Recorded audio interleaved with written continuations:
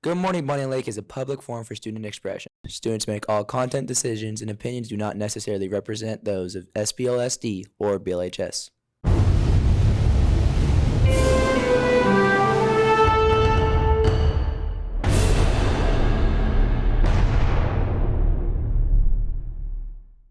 What's up, Bonney Lake Panthers? I'm Connor Simmons. And I'm Nate Grzelski. And this is Good Morning Bonney Lake. We're back with another edition of Good Morning Bonney Lake. This time we have the second part of B's coverage on campus safety. But first, let's check up on weather with Nate. Good morning, Bonney Lake. Weather this week is going to be pretty similar with Friday, Saturday, Sunday, Monday, Tuesday, Wednesday, and Thursday all expecting rain. It's all going to be in that low 40 to mid 50 range. Well, that's it for weather this week. Now back to the studio. Thank you so much for the weather, Nate. Now let's head over to the other Nate for This Week in History. This week, the Hubble Space Telescope began to operate on April 25th, 1990. The Hubble telescope was put into orbit around the Earth thanks to the Space Shuttle Discovery. The Hubble is used for taking pictures in deep space and for research about our solar system. It also has been upgraded throughout the years with new camera lenses or better equipment. The Hubble telescope, however, has been replaced by the James Webb telescope, which is built to find out even more about our universe. The Hubble is 34 years old and has been taking pictures of our galaxy and making discoveries such as finding a black hole. But NASA has said that they will not be doing any more repairs, and they predict that it will last from between 2030 to 2040. That's it for this week. Now let's head over to Connor to lead us into AP headlines. The House passed a legislation Saturday that would ban TikTok in the United States if the popular social media platform China-based owner doesn't sell its stake within a year. But don't expect the app to go anywhere anytime soon. Caitlin Clark, first pick of the WNBA draft, gets an 8-year, $28 million Nike deal. It has been exactly 15 years since the legendary YouTube group Dude Perfect posted their first video. The group has accumulated 61 million subscribers and over 17 billion views. Groundbreaking on a $12 billion high-speed passenger rail line between Las Vegas and the Los Angeles area is just about here. The rail line will make travel for people without cars more affordable and faster. That's all for AP Headlines. Now to me and Carson for sports.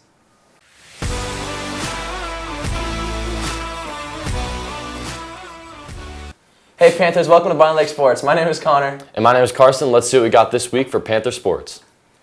Senior night for track was yesterday, so we thought we'd give a quick little shout out to all the seniors on the track season filled with PRs and great results. Today we got girls tennis match today at home against Silas starting at 3:30. Boys soccer is also at home against Stadium at 7. With a back-to-back game the next day on Friday away at Spanaway Lake also starting at 7. Next week on Monday, girls tennis has a home match against Spanaway Lake at 3:30. Tuesday, girls softball has a game at home versus Stadium at 4. Boys baseball has a game at Whitman Middle School facing not against a middle school team, but facing Ballard High School. Looking at next month, the last full month of this school year being the month of May, we got on the May 1st JV baseball away at Fife High School starting at 4 o'clock. And on Thursday, to finish up the week, girls softball looking to get an easy dub against Silas, as well as boys baseball looking to pick up a win at home against Fife. That starts at 5 o'clock. The East has been off to a great start with playoff action. I got two series that everyone should be paying attention to, with the first one being the New York Knicks versus the 76ers. The Knicks have been off to a great start this series, winning their first two games and defending home court. For the 76ers, Joel Embiid has not been 100% healthy to start the series, which, as you can expect, would hurt their chances of winning. In a pretty much must-win game looking into Game 3, the 76ers are looking to get a win back at home. The Pacers versus the Bucks, another interesting series to start, as the series is 1-1 as of right now, with the first game being a big win as Damian Lillard was looking vintage, having a 35-point performance. Game 2 was a little different as the Pacers took that one winning 125-108. The Bucks are missing superstar Giannis, so the series is going to be a little interesting to see how it goes forward. And let's see the rest of the series, Carson.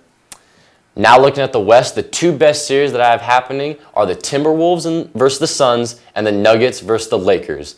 This series has been crazy. With Game 1, the Lakers came out pretty hot, hitting shots and making a close game between the Nuggets. As the game went on, however, the script completely flipped, with the Nuggets not being able to miss and the Lakers looking like they were out of gas, leading to a Nuggets win.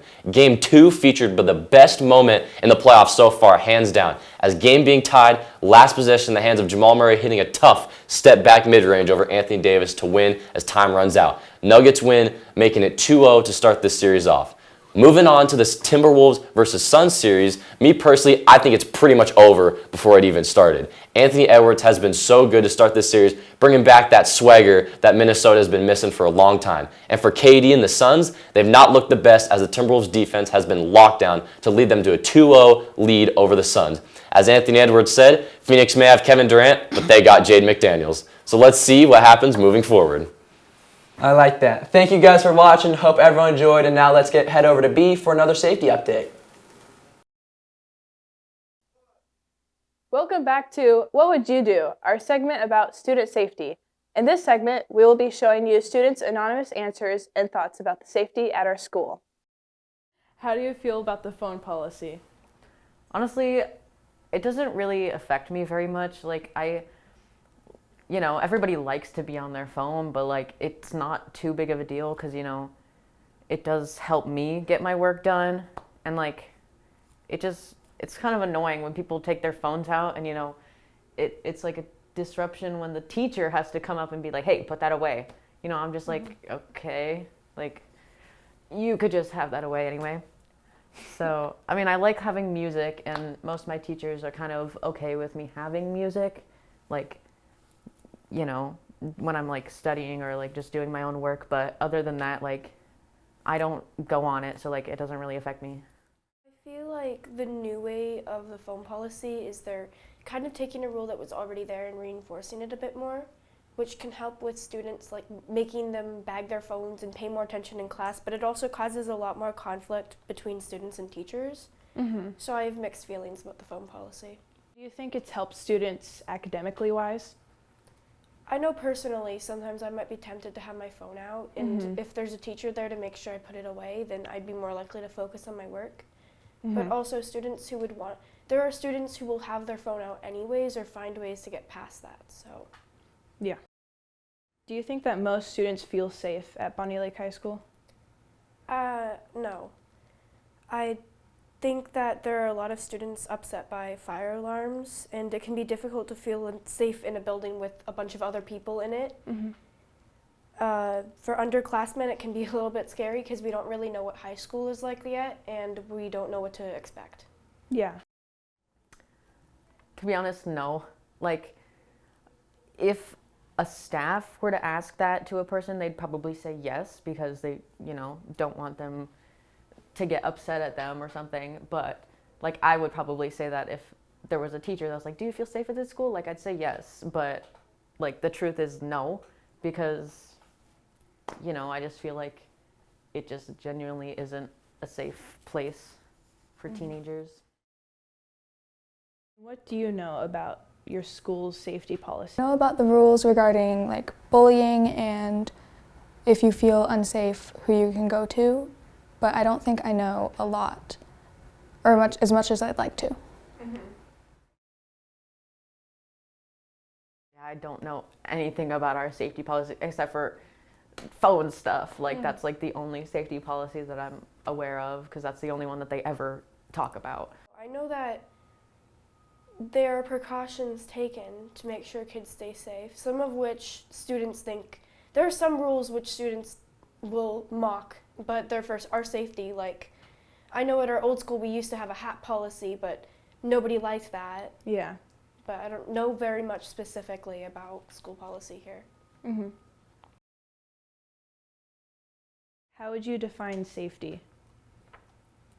Safety is when you feel like you can be the way that you want to in a building and you feel like you'll be not injured or hurt for no good reason, or you have the freedom to act the way that you want to.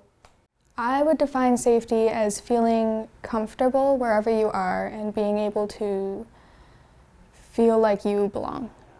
How can BLHS do better at increasing student safety and awareness? I think teachers can talk more openly to kids about what they can do in case they feel unsafe, safety plans. More emphasis could be put on maybe if there was a place you could go if you feel unsafe in the school, and they talked about that more. And plans for a bunch of different situations, even if you're scared about school fight happens in the hallway and you don't know where to go, if there was talks about that too. And we had more talk overall about dangerous situations and what to do in them so that kids feel like they have a safety net. Thank you for those amazing answers from our anonymous students here at Bonney Lake High School. That concludes our segment for student safety. Now, what would you do? Thanks, B, for talking about school safety. Now let's talk about announcements. The Game Club will be hosting an Introduction to Dungeons & Dragons of Miniature Painting Tuesday, April 23rd. There will be plenty of monsters and heroic characters to paint, and materials will be provided. If you already paint, try your hand at something new. Spring has sprung. Are you looking for service hours, or do you want to help clean up our school? This Saturday from 9:30 to 11:30 a.m., Speak Up will hold a cleanup at BLHS. There will be trash to pick up, raking leaves, and more. Meet us at the greenhouse. Can't wait to see you there. The Den will be selling the Spring Fling drink all this week. It's a pina colada spritzer with teal glitter and whipped cream, Swedish fish, and a tropical umbrella on top. The price is only $3.50. Swing through. The Den is also selling Panther sunglasses for only $1.50 this week. They're perfect for the beach and the Spring Fling dance. Are you interested in Clover Park Technical College? They're hosting a program, Expo, today, April 24th from 3 to 6 p.m. on their Lakewood campus. You'll be able to tour the medical and maturing buildings. The aviation and piloting program will also be there. Take advantage of this awesome opportunity, Panthers. Nate, did you hear about the math book that got a therapist? I didn't. Well, it had a lot of problems. So that's all for this week. We'll see you guys next time on Good Morning Bonney Lake.